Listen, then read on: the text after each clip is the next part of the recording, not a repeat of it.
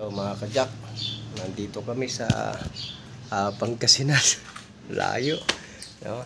So itong problema ni sir ay matindi, no? At dami na daw ginagastos sa shop pero hindi pa rin nakuha yung problema. So ang code nito ay ship solenoid A at ship solenoid B. Na-scan na natin. Taas na natin agad para ma-check natin yung kanyang mga solenoid. Pangasinan to mga kajak. Kaya mga kajak, ang lumabas sa scanner natin ay solenoid A at saka B. So itong dalawang ito may salarin kung bakit nagkakaproblema at may check engine yung sasakyan ni sir dito po sa Pangasinan. Anyway, papalitan natin itong dalawa na kasi po yun ang nakalagay. And then, tinis na rin na natin, no? At sunog na rin talaga para sa ganun matest na natin agad. Ito po ay napakalayo, no?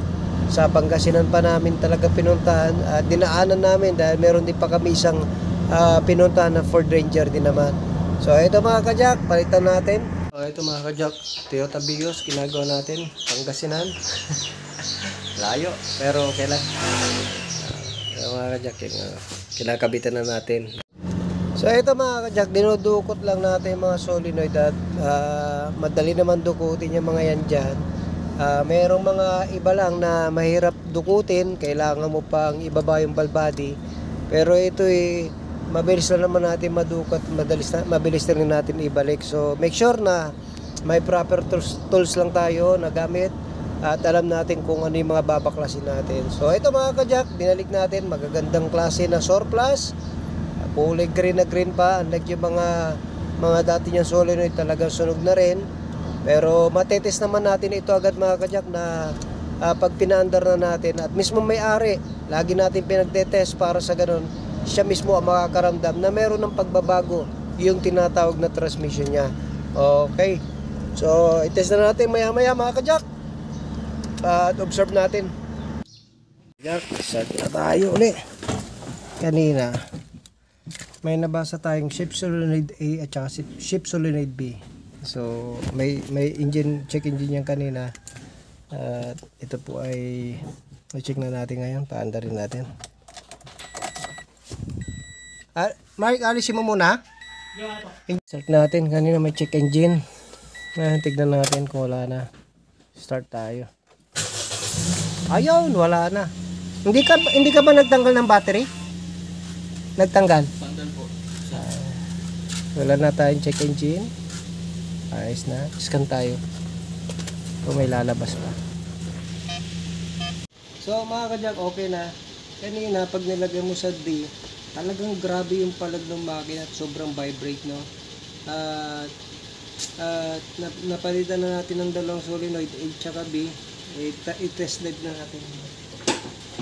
Lagyan na natin sa drive, ay sa reverse, atras tayo. Okay na sa atras, good. Tapos okay na sa atras. Tignan nyo mga kajak, lagyan natin sa drive. Kanina sobrang vibrate, no? Talagang grabe yung vibration. Okay, lagyan natin ngayon sa drive. Drive tayo. Ayan, wala na siyang yung vibration. Tapos umaandar na siya na maayos. So, okay na.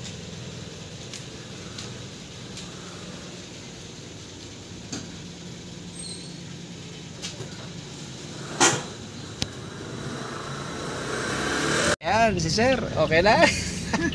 Alit pa kami ng tagig na. Ito, road test na kami ng sasakyan niya. At para ma-enjoy niya naman na at matagal niya ng problema daw ito.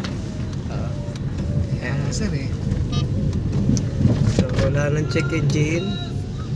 Napalitan natin ang dalawang solenoid. Sabi ko, road test muna natin para ayos. Pero may recommendation na lang tayo sa kanya para yun na lang ang mga gagawin.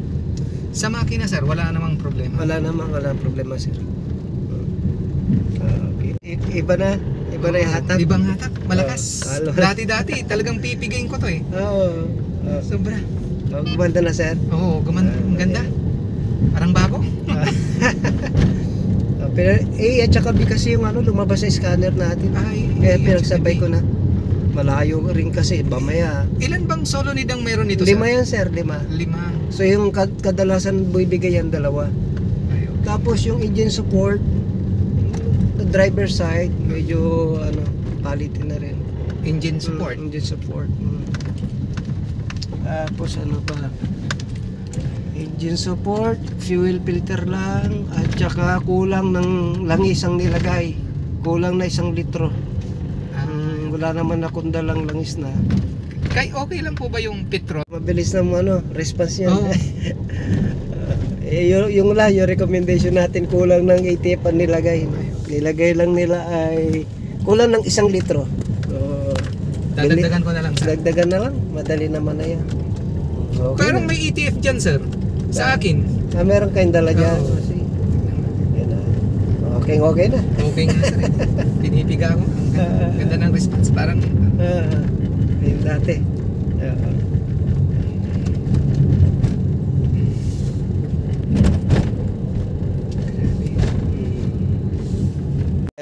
Sa mga kadyak ko, sabi pinalitan daw ng mga solenoid.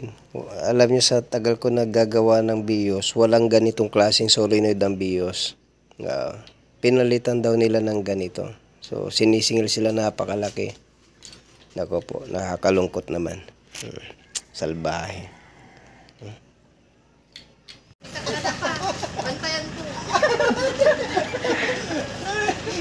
sila yung pinapanan ko lalo, sabi ko sa'yo.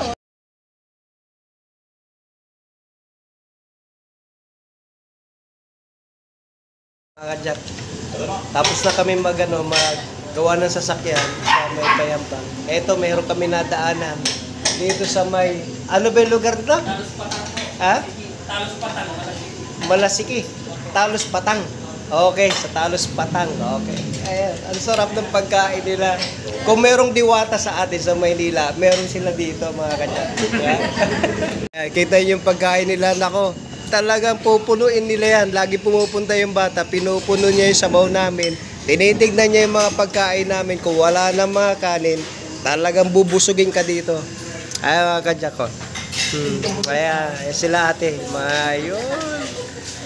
Okay. Lugar nila, ganda. Libre.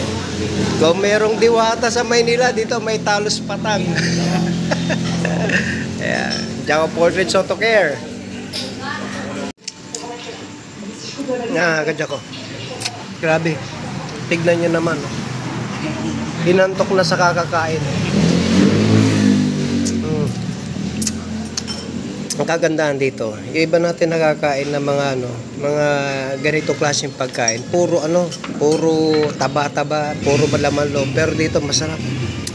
Talagang pure talaga yung mga karne. Okay na. Ayos. Sarap. Share na lang namin. Sige. Thank you po.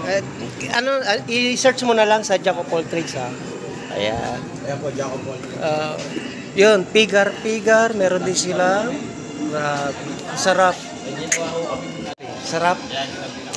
The best dito. Ano ba lugar na to? Ayan. Pag napadaan kayo ng Pangasinan, ayan o. Yung lugar na yan, linis. Napakalinis na lugar. Napakaganda. Ayos. Sulit. Sige, uwi na kami.